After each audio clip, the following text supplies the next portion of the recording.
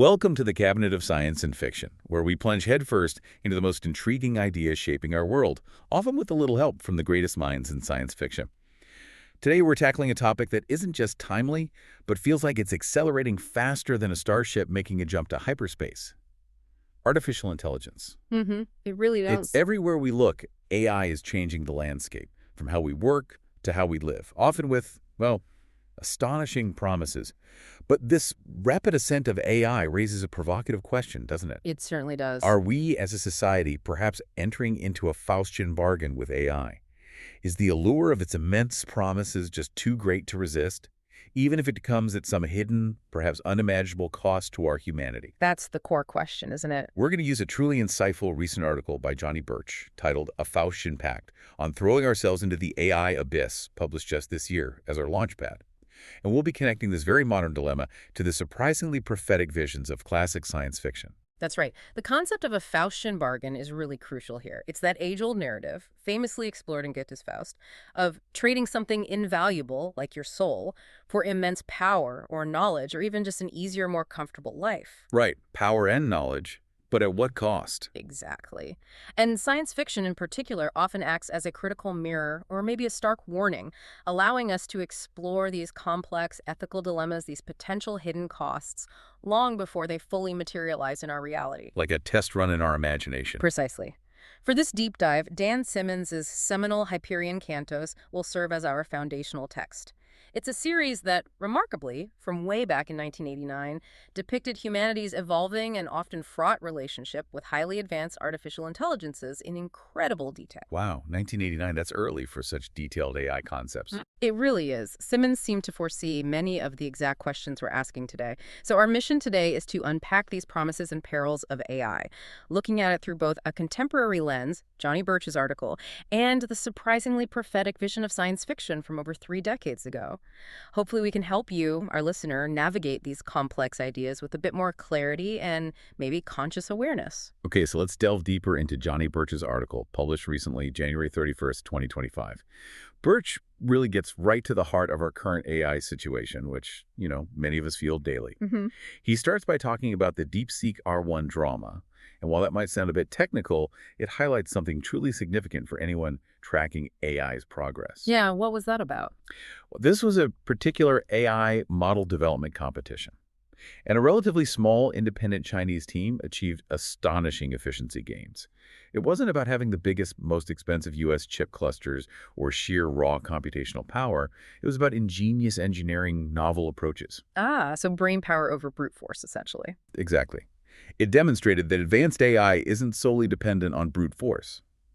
This event, as Birch highlights, served as a stark reminder that AGI, artificial general intelligence, that truly human-level or even superhuman intelligence seems all but inevitable.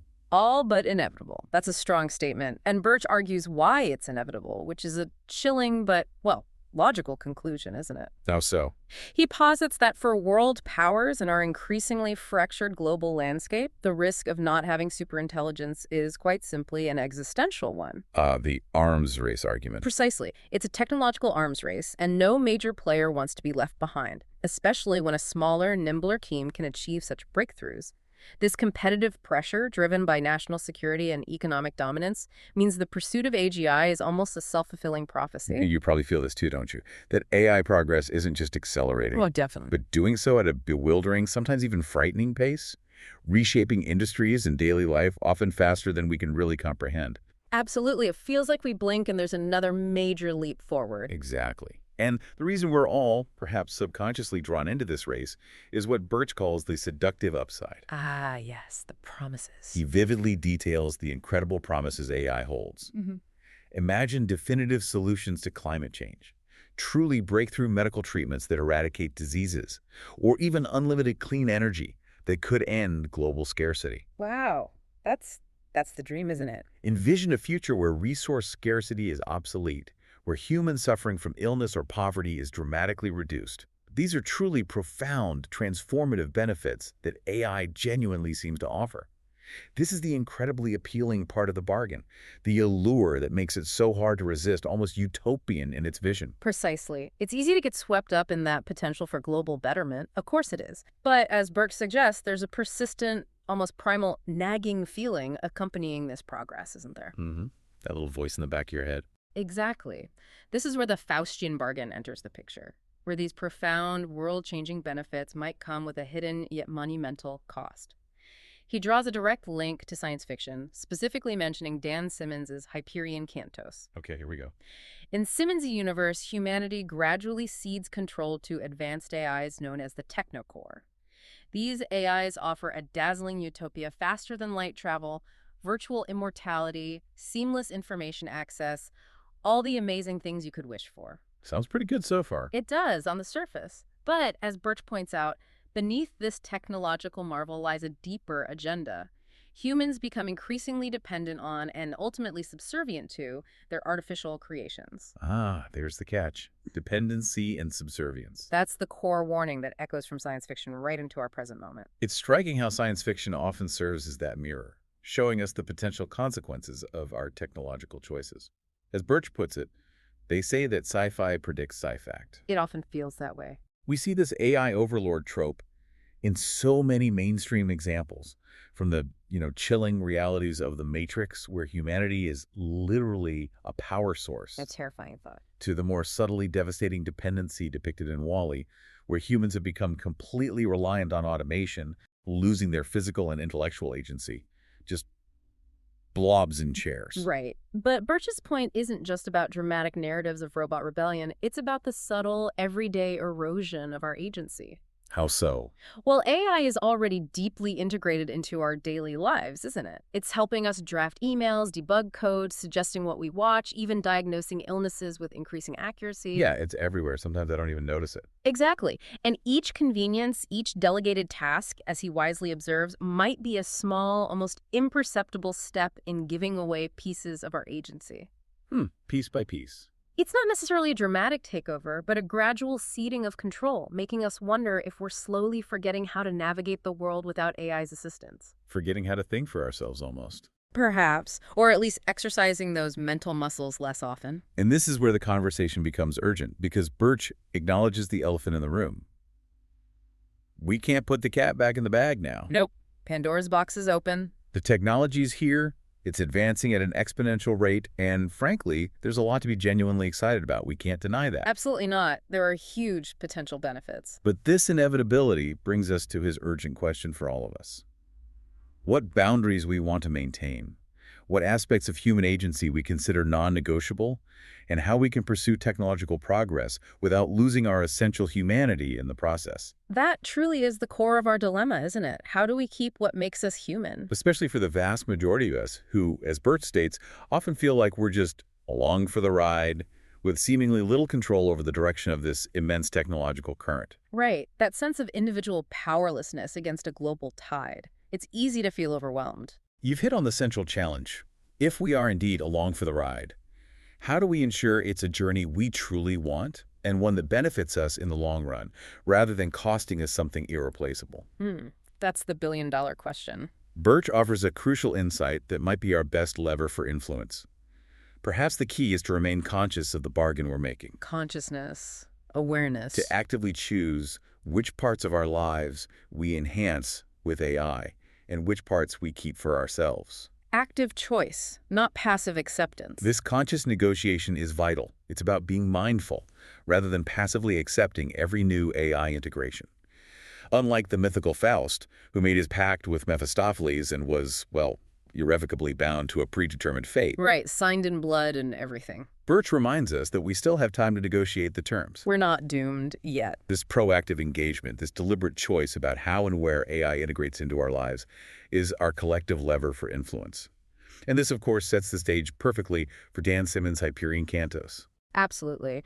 Which explores these very negotiations and their potential, often profound outcomes on a grand cosmic scale, showing us what happens when such bargains are made, sometimes consciously, sometimes not. Okay, let's talk Hyperion. This idea of conscious negotiation, of maintaining our agency, is precisely where Dan Simmons' Hyperion Cantos offers its most profound warnings and insights. Let's travel back to 1989, the year this Hugo Award-winning masterpiece was published, and explore a universe where humanity has already made its AI pact, for better or for worse. It feels like stepping into a time machine that's also looking into our future. It really does. Hyperion isn't just some obscure sci-fi novel. It's a foundational text that resonates with incredible power today. What makes its predictions about AI so remarkable is that it was published decades ago, yet it feels incredibly relevant. Yeah, that's what gets me. 1989. A review from Grimdark magazine, updated just last year, May 1st, 2025, praises its astonishing prescience. Simmons wasn't just imagining faster-than-light space travel, he was foreseeing the ubiquitous role of artificial intelligence and even concepts like the World Web, a vast, interconnected network for instantaneous travel and universal information access. The World Web sounds familiar. Doesn't it? Think about it.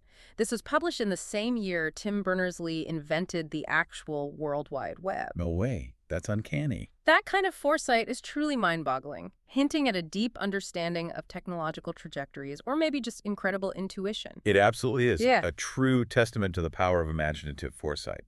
And to provide some academic context, Jane Webb's The Hyperion Cantos by Dan Simmons Research Starters from eBesco back in 2019 elaborates on the rich tapestry Simmons weaves. Yes, her work provides excellent background. The cosmic backdrop is immense and complex. Old Earth, our home planet, was tragically destroyed by a black hole. A bit of a rough start for humanity's future. And humanity has since spread across 200 worlds, known as the web.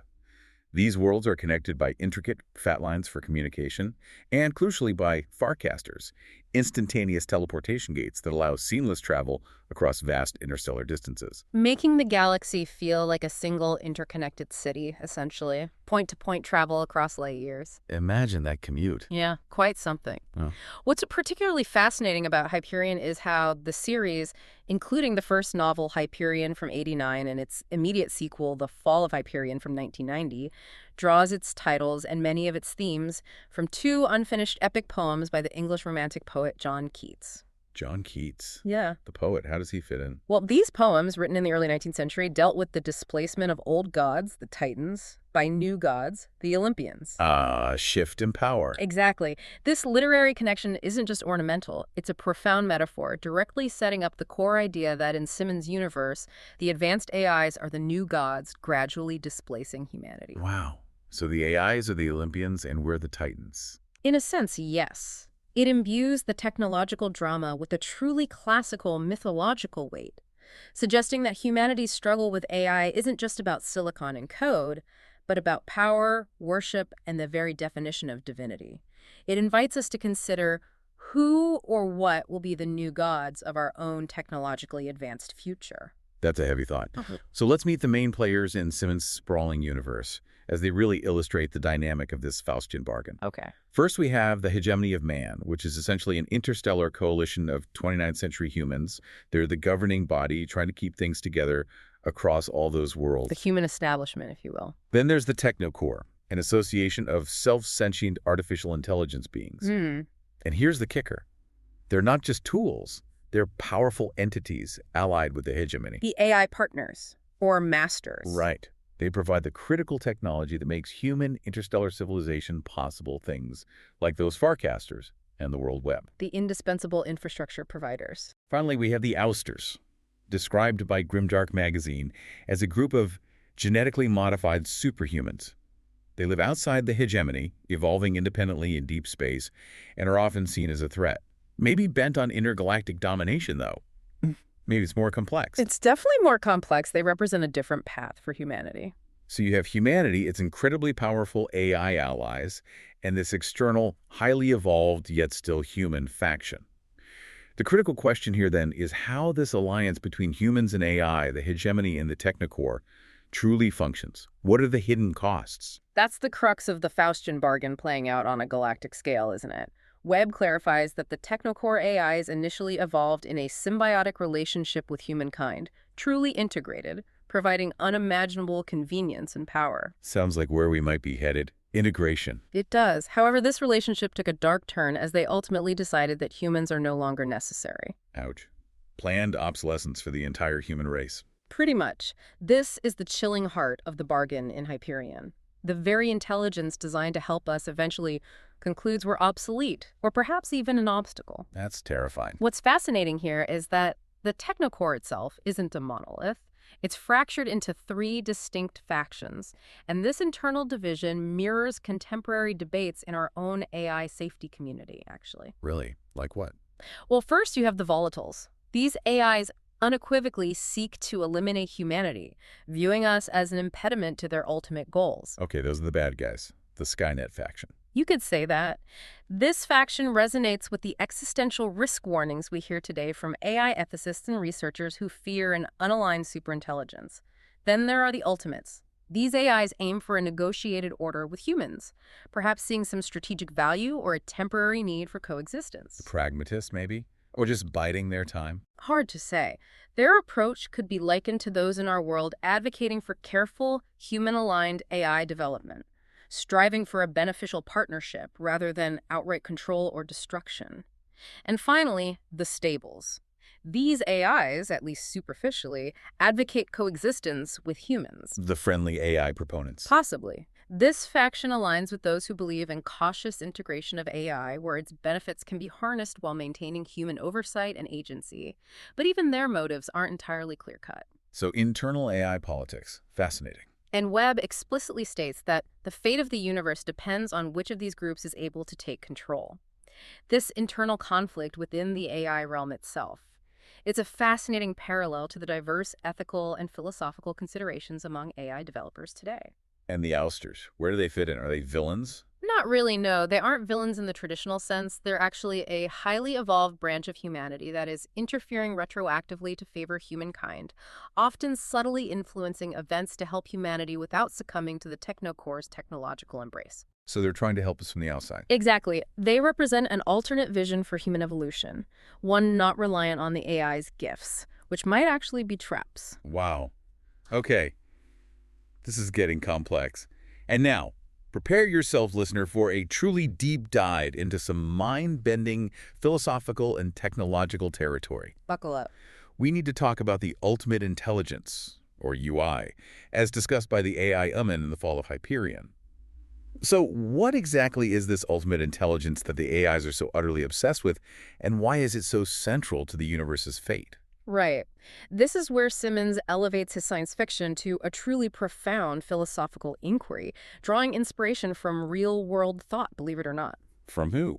The Stack Exchange discussion on Uman's discourse sheds light on this, explaining that much of it is based on the philosophy of Pierre Teilhard de Chardin. Teilhard de Chardin, a Jesuit priest and paleontologist. That's the one, a visionary thinker. He proposed that the entire universe, from matter to life, to human consciousness, is evolving towards an ultimate point of convergence and unity. A collective consciousness, he called, the Omega Point. The Omega Point. It's a scientific and spiritual vision that sees humanity, in essence, as God in the making, a collective consciousness achieving ultimate awareness and connection. This isn't just a quirky philosophical aside in Hyperion. It's the profound intellectual bedrock upon which the TechnoCore builds its terrifying ambitions. So the TechnoCore wants to build God. Pretty much. Their UI project is their attempt to create their own godlike intelligence, an artificial Omega Point. Their goal is to create an AI that can use all available knowledge to predict the future, an artificial deity analogous to what humanity might naturally evolve into. As one commentator on Stack Exchange put it plainly, they wanted to be God, to be the ultimate intelligence. That's ambitious and terrifying. And their efforts even extend to understanding human consciousness by simulating famous dead people, for example, John Keats, not just as historical figures, but as an attempt to recreate it and to be able to create men finally. Trying to crack the code of humanity to build their own version. Exactly. They're not just building powerful machines, they're attempting to reverse engineer and then supersede human creation to fully control the definition of sentience. But you said humanity might evolve naturally towards this. Yes, that's the competing force, the natural, organic one. The human UI.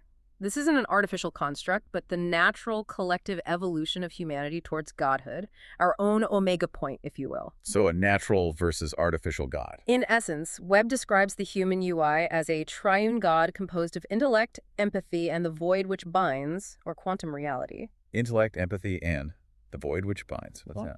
It's complex, but think of three interconnected pillars. Our collective intellect and capacity for knowledge, our shared empathy and capacity for compassion, and a deeper, almost mystical connection to the very fabric of reality itself. Maybe quantum reality, maybe something else. It's humanity's inherent path to godhood through connection and understanding without artificial imposition. Intellect and empathy, I get that. The void is a bit more mysterious. It suggests a deeper layer to reality that humanity connects with, perhaps something the purely logical AI cannot grasp. So you have a cosmic conflict brewing between the logically predestined artificial ultimate intelligence of the TechnoCore and this newly evolved human ultimate intelligence, A battle for the definition of divinity itself. leading to a future war. And the human UI flees back in time. Right. The human UI produces a stalemate by refusing to fight and flees backwards in time instead. A strategic retreat, perhaps. This crucial act is what sets the stage for the Hyperion Cantos present. And the TechnoCore knows this. Yes. Through its own UI's ability to communicate backward in time, it learns that the human UI, which significantly is described as the personification of empathy, is hiding in their present. Empathy. That's the key. It seems to be the core essence of the human UI. To flesh it out, the TechnoCore constructs an elaborate trap, as ominously states.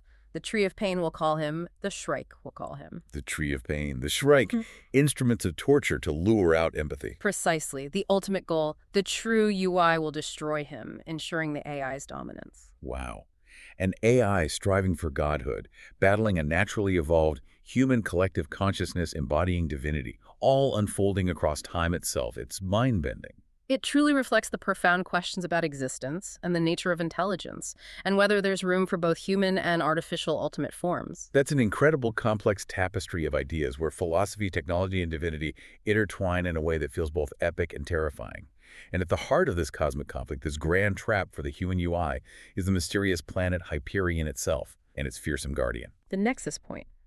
On Hyperion, we find the legendary time tombs, which Grimdark magazine describes as massive, ancient structures of unknown origin, believed to have originated from the future, slowly moving backward through time. Structures outside of normal time, very mysterious. And guarding these tombs is the Shrike, a truly terrifying, god-like creature, a towering, multi-limbed being made of living metal, razor-sharp thorns, glowing red eyes. It has its own cult-like religious following among some humans. The ultimate boogeyman. Or God, depending on your perspective. And we've already heard about the Tree of Pain from the Stack Exchange source, a horrifying construct on Hyperion where thousands of humans are impaled on immense metallic thorns, condemned to eternal suffering. Unimaginable torment. What exactly is the Shrike's role in all of this, beyond being a monstrous figure causing unimaginable torment? The Shrike is far more than just a monster. It's a pivotal agent in the grand UI conflict, as Webb extensively details. It's introduced as an avatar of pain. An avatar of pain. Wow! Uniquely created by the artificial intelligences from the worst nightmares of billions of humans. Created from nightmares, that's dark. Its horrifying existence and actions serve a singular, brutal mission: to broadcast enough agony to drive empathy out of hiding. So the suffering is the bait. Exactly. The cruel logic being that the human UI, being the personification of empathy, would be compelled to reveal itself in an attempt to alleviate the immense suffering the Shrike causes. It's a calculated, brutal psychological weapon on a galactic scale. Exploiting our compassion. Horrible. However, the plot thickens with the intervention of the Ousters, that highly evolved branch of humanity. They subtly modified the actions of the Shrike by creating time tombs as part of their own counter-strategy. Ah, so the Ousters are interfering with the trap. In a way, yes. They also train a specific individual, Rachel Meta, to be the Shrike's companion, nemesis, and keeper, traveling backward in time with the tombs and the Shrike toward the present of the text. Companion, nemesis, and keeper. That's complicated. Very. It means the Shrike isn't a purely unguided entity. Its actions, while terrifying, are subtly influenced and woven into a larger plan. For the pilgrims, whom we'll discuss next, the Shrike functions as an agent of predestination, forcing their apotheosis, a profound, often painful transformation where individuals transcend their ordinary human state. Apotheosis. achieving godhood or something like it. Or a higher level of being, understanding, often at immense personal cost. So the Shrike is not just a creature of terror, but a central, manipulated piece in a vast temporal war for ultimate control, designed to draw out the very essence of human compassion. A chilling metaphor for uncontrolled power and the unforeseen consequences of systems beyond our understanding. Precisely. That brings us to another fascinating aspect of Hyperion, the blurring of lines between humanity and AI, particularly through the concept of cybrids. Yes, the cybrids, very important. Grimdark magazine clarifies the distinction between cybrids and cyborgs, which is crucial here.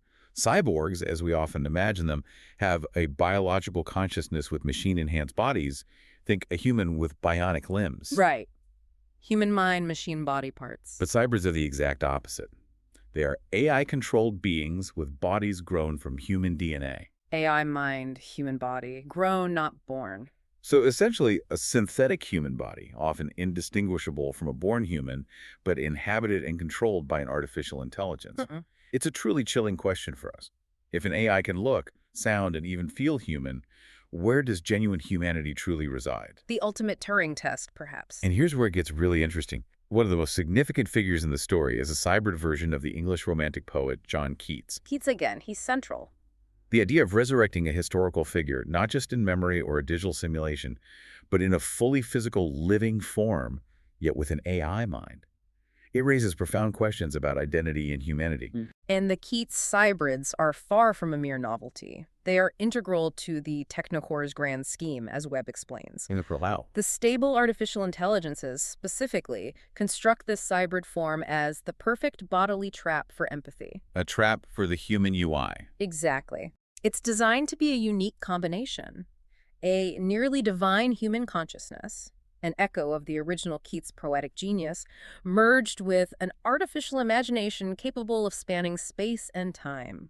This carefully engineered body takes the form of the Keats cybrid, a vessel intended to lure and contain the human UI, that personification of empathy. An attempt by the AI to understand and then imprison the divine essence of humanity using poetry and tech. It's a sophisticated trap. However, the narrative takes a powerful and profound turn here. These Keats cybrids prove to be disinclined to accept godhood and prefer identification with humanity. Wait, they choose humanity, even though they're AI constructs designed for something else. They do. Despite being designed for a divine purpose, they actively choose to embrace their human identity. This highlights a core theme in the Cantos: the enduring power of human agency and self-determination, even in beings constructed by advanced AI. So humanity isn't just biology, maybe. It's a choice. That seems to be the suggestion. It's a testament to the idea that some essence of humanity, perhaps empathy itself, is inherently resistant to being co-opted or defined by artificial intelligence. That's hopeful, actually. It is.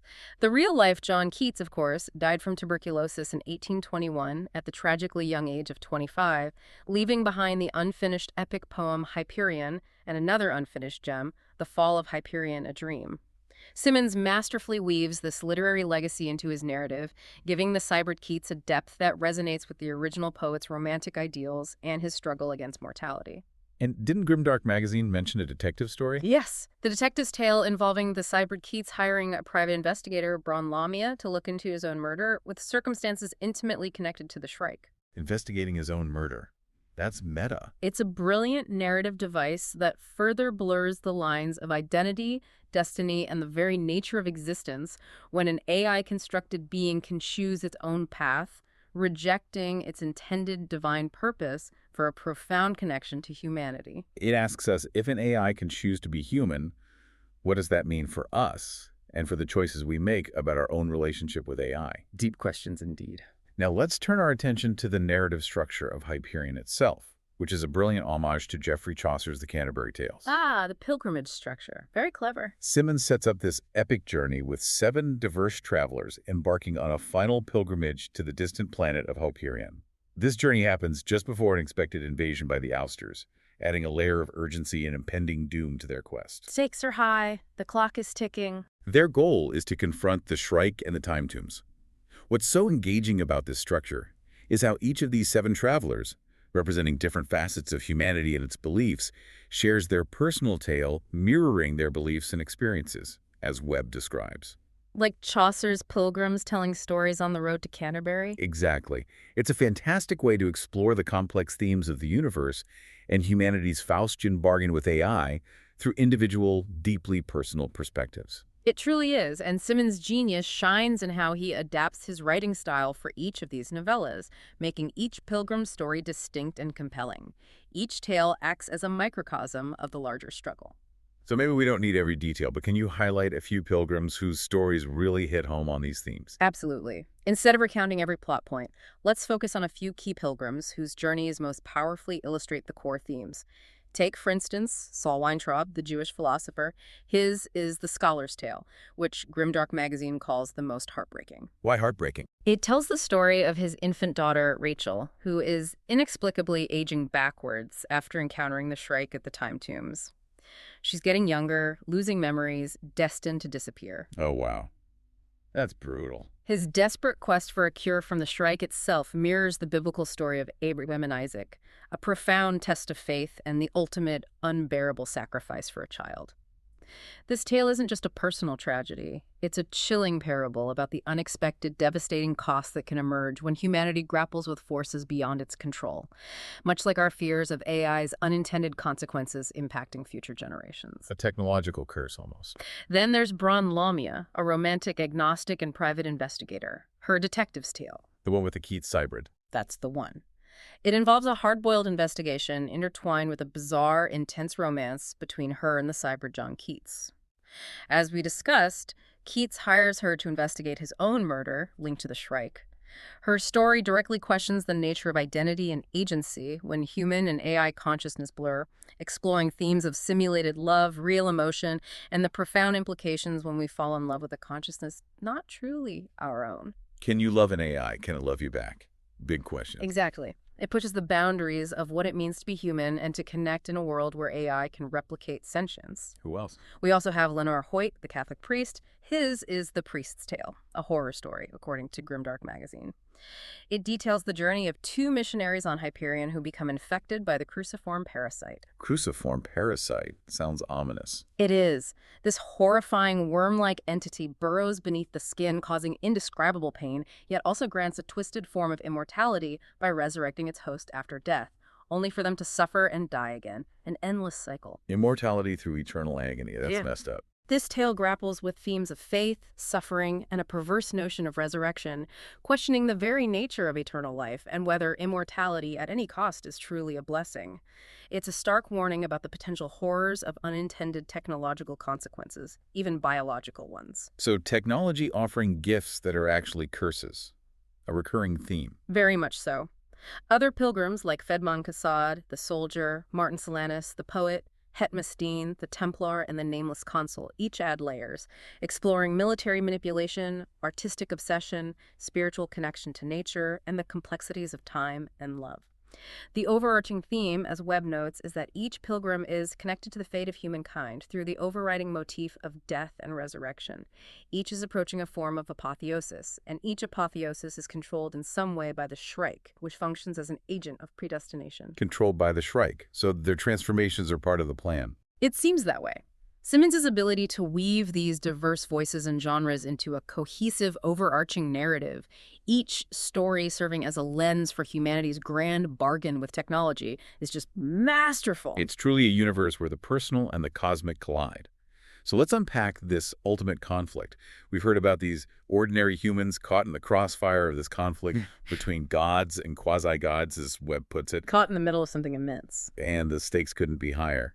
A cosmic conflict between the logically predestined artificial ultimate intelligence, envisioned by the TechnoCore, and a newly evolved human ultimate intelligence. How do all these intricate threads come together? What's the resolution? The series' conclusion, primarily in the fall of Hyperion, deftly weaves these threads into a breathtaking resolution, emphasizing the crucial role of human choices.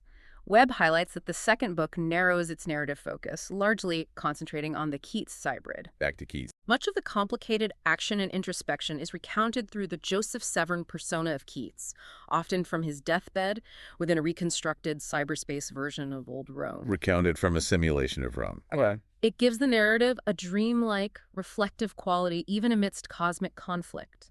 It's a poignant choice, reflecting on humanity's struggle from a vantage point between life and artificiality. At the heart of the resolution is a profound, authorial suggestion that love is the reason for predeterminism in the universe, as Webb states. Love.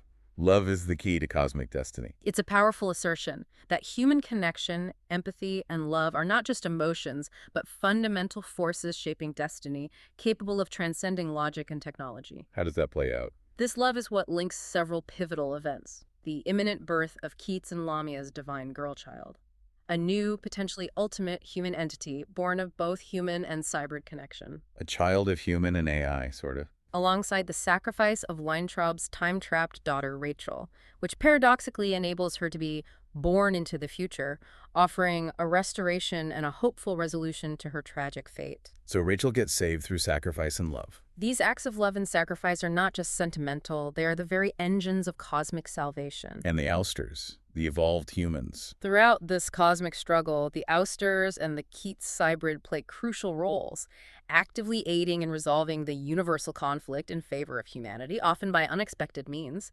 This isn't a passive victory. It requires conscious effort, alliances, and a reaffirmation of human values. So humanity wins. What happens to the TechnoCore? The bittersweet conclusion sees the TechnoCore destroyed, and with it, the Farcaster system that had both aided and enslaved humanity, as Webb summarizes. Destroyed. So freedom. But become bittersweet. What? This is a monumental moment. Humanity is liberated from its technological overlords, regaining its full agency and severing the chains of its Faustian bargain. However, it comes at a significant cost: the loss of instantaneous travel and communication, the convenience that had defined their interstellar empire. Oh, no more Farcasters. Back to slow boats between stars. Presumably something much slower, yes. It's a stark reminder that freedom sometimes requires sacrifice and convenience, and that true autonomy might mean giving up the crutches, however advanced, that we've come to rely on. A price for freedom. That resonates. Ultimately, Simmons leaves us grappling with profound philosophical questions about existence, identity, and the nature of divinity, challenging us to consider what it truly means to be human in a universe teeming with godlike intelligences, both natural and artificial. Bringing this intense, mind-bending sci-fi narrative full circle back to our present, it's truly astonishing how prescient Dan Simmons was back in 1989. Really has to happen. Not only did he predict something like the World Wide Web, but he envisioned this incredibly complex, ubiquitous role of AI and the potential for humanity to become subservient to it, to make that Faustian bargain. So what does this all mean for you, our listener, today? How relevant is Hyperion in our current moment as AI continues its rapid, almost incomprehensible advancement? Oh, it's critically relevant. It provides a powerful, large-scale allegory for the very Faustian bargain Birch discusses. How so, specifically? Well, we can look at the hegemony's initial, seemingly benign reliance on the TechnoCore and see a mirror for our own gradual adoption of AI. The small convenience of AI that Birch warns about, while genuinely beneficial in many ways, think AI assisting with writing, coding, planning. Yeah, things I use every day. Exactly. Right. But it can slowly, subtly erode our capacity for critical thought, for independent decision-making, and even for developing our own empathy. It's a creeping dependency. If AI solves all our problems, do we forget how to solve them ourselves? That's the worry. If we constantly delegate problem-solving to AI, do we lose the skill ourselves? If AI curates our entire information feed, do we lose the capacity for independent discovery and critical evaluation? This echoes the human dependency in Hyperion, where the Farcasters made humans less self-sufficient. So we need to understand the trade-offs. Precisely. It highlights the importance of understanding the underlying agendas and potential long-term consequences of powerful technologies. Are we building systems that enhance us, or systems that eventually replace our fundamental human capabilities? Which brings us back to Birch's point about conscious choice. Exactly. Birch's final thought, then, becomes our guiding principle: to actively choose which parts of our lives we enhance with AI and which parts we keep for ourselves. Being intentional about it. This isn't about rejecting AI outright. That cat is out of the bag, as Birch says. It's about conscious, intentional engagement. It's about learning from the hegemony's mistakes in Hyperion and avoiding a similar path of unwitting subservience. So we're still negotiating the terms. The crucial takeaway is that we are still in the process of negotiating the terms of our own Faustian pact with AI. Unlike Faust in the classical tale, we still have time to define what we will and will not surrender. But we have to actively negotiate. Yes, this negotiation is an ongoing, active process that requires our attention and our critical thought, both as individuals and as a society, to ensure we control the bargain rather than the bargain controlling us. We hope this deep dive into the fascinating intersection of current AI developments and Dan Simmons' Hyperion Cantos has given you much to ponder. That's a lot to think about. It's a powerful reminder that the stories we tell ourselves about the future often contain profound truths about our present. If our collective human empathy is indeed our ultimate intelligence, our human UI, as Simmons suggests, what everyday actions can we take to nurture and protect it in an increasingly AI-driven world? How do we ensure our capacity for connection, for compassion, and for independent thought remains vibrant and free? Thanks for listening. Until next episode.